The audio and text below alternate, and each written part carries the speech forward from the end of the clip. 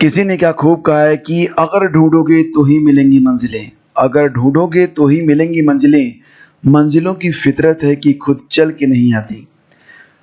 15 सितंबर 2020 के morning news session में आप सभी का बहुत बहुत स्वागत है और आप सभी को मेरा नमस्कार। दोस्तों, खबर ये है कि 42 केंद्रीय विश्वविद्यालयों में 18,000 से ज़्यादा पद खाली हैं। इनमें शिक्षकों के पद हैं 6,210 और संस्कृत विश्वविद्यालय और इग्नू में भी यही हाल है। तो फिलहाल यहाँ पर केंद्रीय शिक्षा मंत्री रमेश पोखरियाल निशंक ने सोमवार को संसद में जानकारी दी है और उन्होंने बताया कि 1 सितंबर तक इग्नू में भी 196 टीचर्स और 1090 गैर टीचर्स के जो पद हैं वो खाली हैं। और यहाँ पर शिक्षा मंत्री ने यह भी कहा कि रिक्तियाँ और उन्हें भरना यह एक सतत प्रक्रिया है। शिक्षा मंत्रालय और यूजीसी विश्वविद्यालयों के साथ निरंतर निगरानी करते हैं। यूजीसी ने 4 जून 2019 को विश्वविद्यालयों और कॉलेजों को खाली पदों को भरने के निर्देश दिए थे। इसके तहत चयन प्रक्रिया और भर्ती के लिए समय सीमा तय की गई है। खाली पद भरने का काम विश्वविद्यालयों को करना होता है, यानी कि जो खाली पद हैं उनको भरने का काम अलग अलग यूनिवर्सिटीज अपने स्तर पर करती हैं। और देखिए, एक बड़ी खबर ये भी है कि एनटीए के द्वारा जो यूजीसी नेट की परीक्षा होनी थी 16 से 25 सितंबर तक, ये परीक्षा अब टाल दी गई है। वजह यह बताई गई कि नेट की तिथियां जो थी वो भारतीय कृषि अनुसंधान परिषद की परीक्षा तिथि से टकरा रही थी। उसके बाद ये फैसला लिया गया है। अब ये परीक्षा जो होगी वो 24 सितंबर से शुरू होगी। तो कृषि अनुसंधान परिषद की जो परीक्षा थी 16 से 23 थी, अब ये परीक्षा समाप्त होगी। उसके बाद 24 सितंबर से यूजीसी नेट की परीक्षा शुरू होगी। तो आपके जो एडमिट कार्ड हैं वो भी आपको जल्दी प्राप्त हो जाएंगे। और देखिए, ये जो अखबार है, हालांकि कोई भी अखबार जो कि प्रयागराज का हो उसको आप देखेंगे तो ऐसी खबरें आपको देखने को मिलेंगी कि रोजगार के मुद्दे पर सरकार की घेराबंदी की गई, सड़कों पर उतरे सफाई और कई अन्य युवा संगठन भी।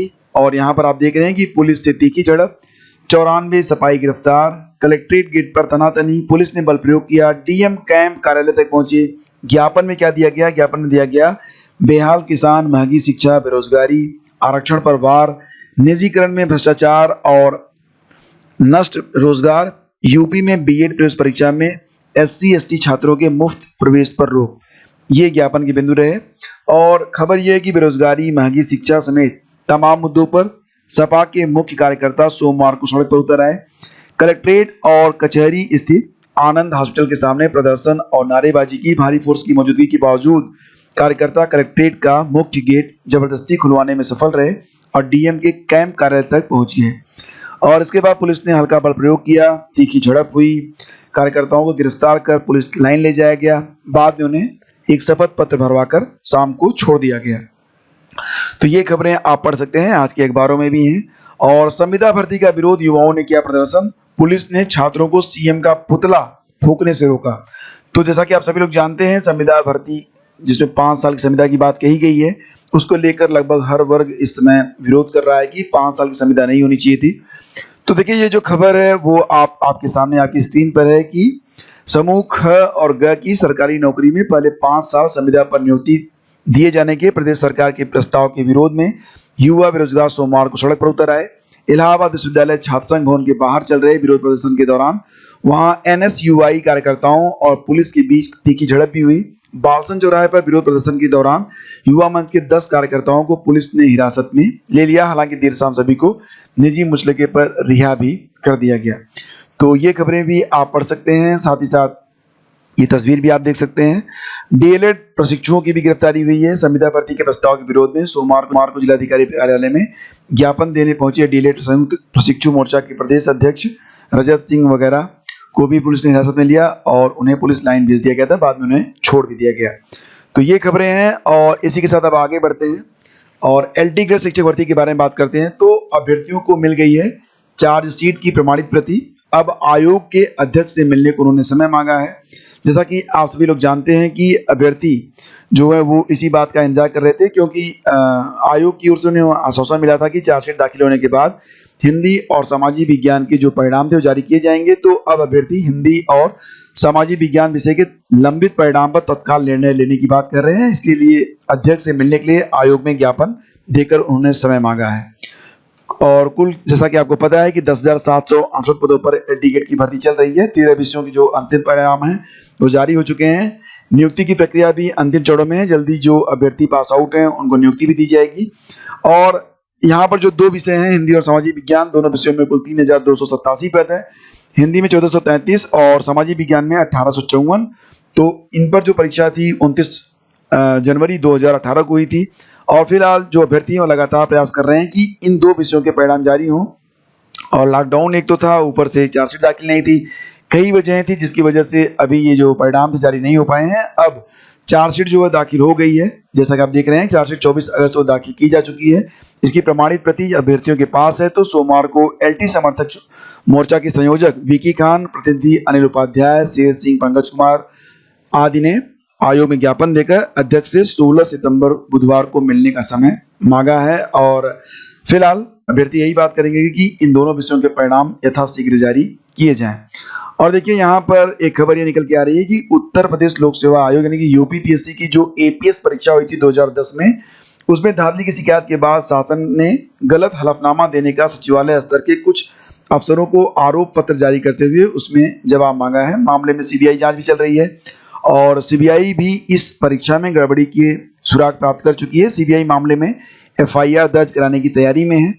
और देखिए जो पूरा मैटर है वो ये है कि शासन में तत्कालीन विशेष सचिव शिव कुमार शुक्ला समेत तत्कालीन उप सचिव, अनुभाग अधिकारी और समीक्षा अधिकारी के विरुद्ध आरोप पत्र जारी किए गए हैं। इस परीक्षा में गड़बड़ी केवल सचिवालय स्तर से नहीं हुई बल्कि आयोग के भी कुछ पूर्व अफसर इसमें शामिल बताए जा रहे हैं। सीबीआई इसी दिशा में जांच कर रही है। दरअसल इस परीक्षा के दौरान आंसू के टेस्ट में अधिकतम 5% की गलती होने तक अभ्यर्थियों को छूट या राहत देने का प्रावधान था, लेकिन आयोग ने 8% तक गलती करने वालों को भी चयनित कर लिया। और इस परीक्षा के तहत आंसू टेस्ट होने के बाद आयोग का तत्कालीन अफसरों ने अपनी तरफ से एक प्रस्ताव शासन को भेजा था। कहा गया था कि 5% की जगह 8% तक गलत करने वाले अभ्यर्थियों को 3% की अतिरिक्त छूट दी जाए। और इस प्रस्ताव के आयोग के अध्यक्ष और सदस्यों के हस्ताक्षर नहीं थे। इसके बावजूद सचिवालय स्तर से प्रस्ताव को हरी झंडी दे दी गई। और सूत्रों का कहना है कि अफसरों ने यह पूरी कवायद अपने चहेतों के लिए की थी, तो ये वजह है और इसीलिए ये जो आरोप पत्र हैं वो जारी किए गए हैं।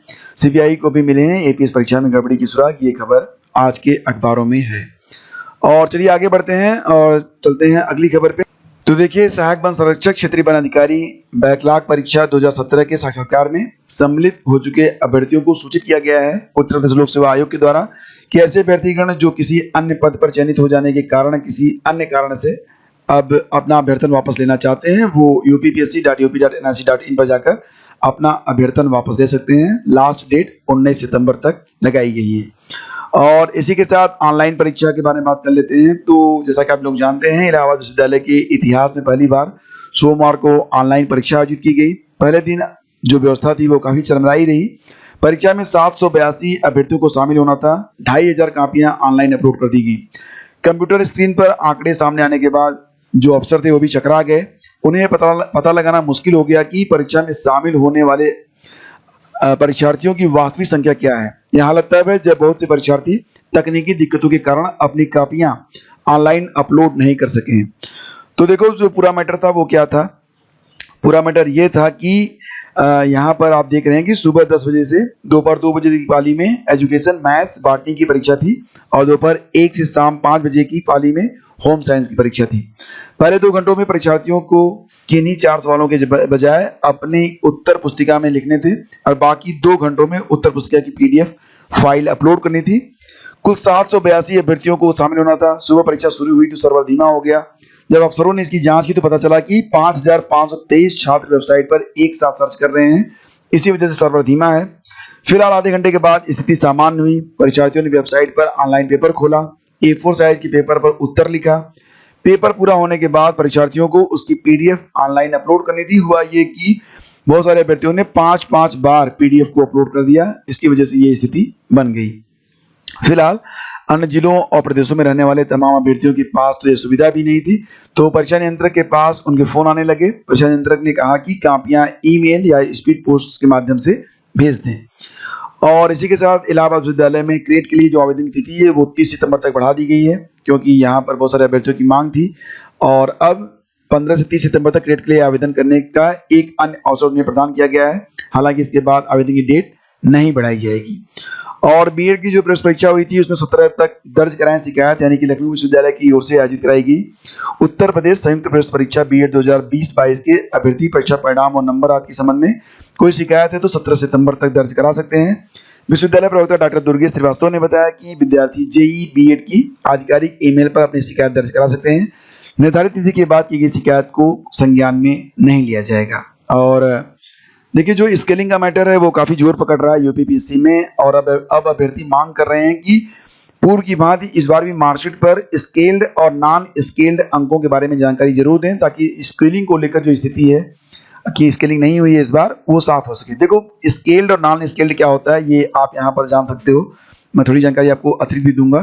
तो देखो, जो नॉन स्केल्ड का मतलब होता है कि अभ्यर्थी को परीक्षक ने वास्तविक रूप से कितने अंक दिए। स्केल से तात्पर्य है कि स्केलिंग के बाद वास्तविक अंकों में कितने अंक घटाए या बढ़ाए गए।